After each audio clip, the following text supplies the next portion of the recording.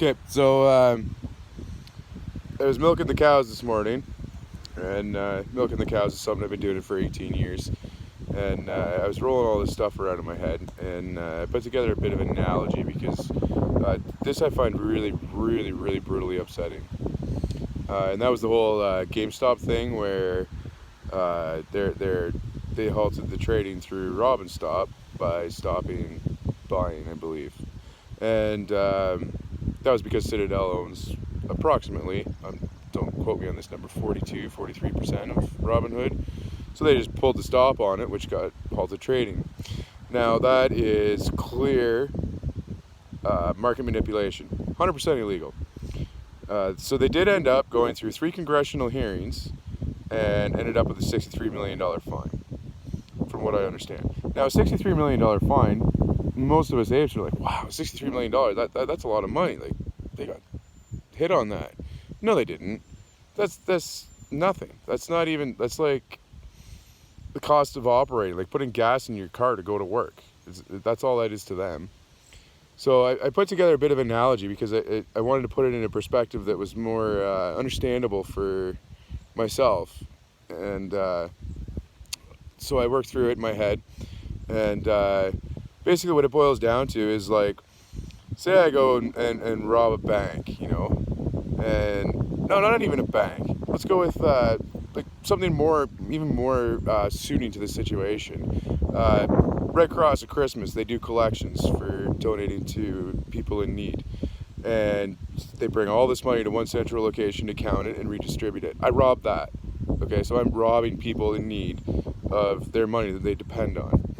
So I go do that robbery. Great, I get a shit ton of money. But I get caught. Oh crap, I got caught.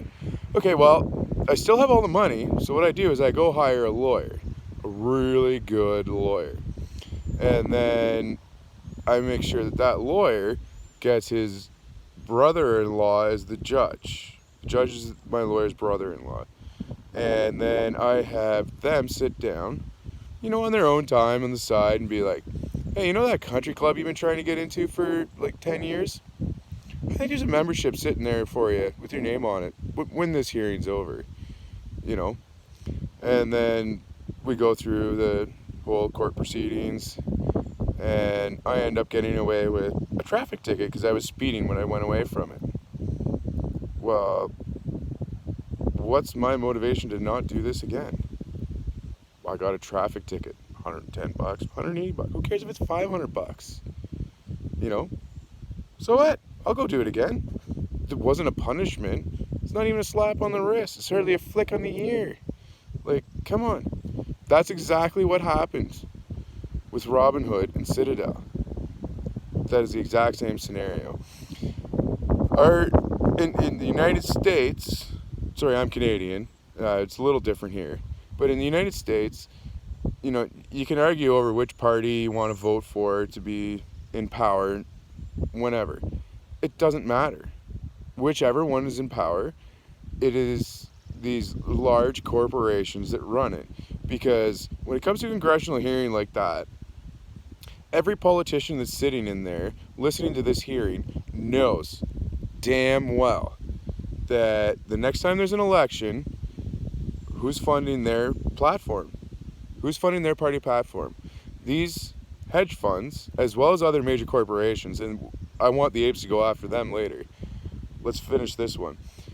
These major corporations sponsor their elections, and they have massive budgets for lobbyists to strike down or create new laws or alter or find ways around them.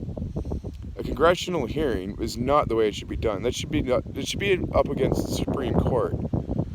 But every one of these people knows that if they decide to slap Citadel with an actual punishment, like we're talking $1 trillion fine here. You know, it sounds good in the media when you and I see $63 million. We're like, wow, that's a lot of money. They really got punished. No, they didn't. They didn't get punished at all. That's gas in the car to get to work for them. Like, come on. So these guys are making, you know, 50, 60, 80 million dollars a month after taxes. What's that fine? Nothing. what did it save them? How much money did they get saved by not having their shorts called on GameStop? They stopped trading there and they made or saved a fortune, and it went back down. They probably made a fortune off it. And when I say a fortune, you and I think of a fortune, we're like, a fortune is $10 million or $20 million. Nah, these guys are dealing in trillions, billions and trillions of dollars.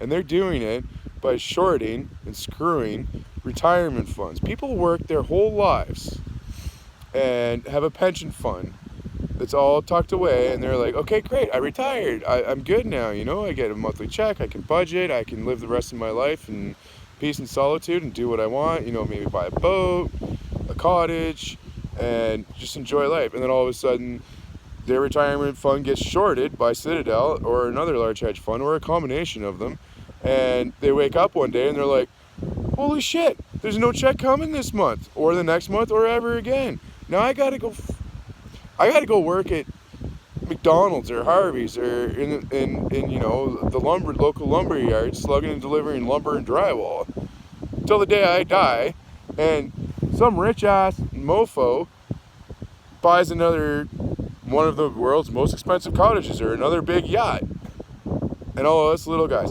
That's why I'm in this movement. I'm in this movement because this is malarkey. Okay, we need a collective movement here to carry on. We've started it. This is the collective power. This is us realizing we can make change and we can take it back from the 1%. I mean, seriously, this is free enterprise gone awry. Free enterprise, I agree with. It's great, but there's got to be checks put in place. There's got to be, because there's no checks on these guys. These guys have gotten so big. And I'm not just talking about hedge funds. I'm talking about any major corporation. I don't care if it's Walmart, if it's McDonald's, if it's Monsanto, like DuPont, all of these. They're just, it's free enterprise taken to the extreme with no checks. Because once they get this big, they're the policymakers. They make the policies because they influence the politicians. You can vote for whatever party you want and stand behind whatever party you want. It doesn't matter. Because the 1% controls the politicians. That's all it is. Politicians only care about getting elected. They're going to do what they have to do to get elected again. And if it means bowing down to these people that are going to fund them for their next election campaign, that's what they're going to do. Because, I mean, if you have a 50% voter turnout, that's amazing, right? Our voices, we've given up our voices, and now we're taking them back. That's why I hold. That's why we need to hold. We need to hold, buy, hold, buy, hold. Our government has failed us. Okay? They're not there for us. They're there for themselves. And that's what the major corporations are doing. That's why we need to hold. We need to take the power into our own hands as a massive collective realization. That's all there is to it.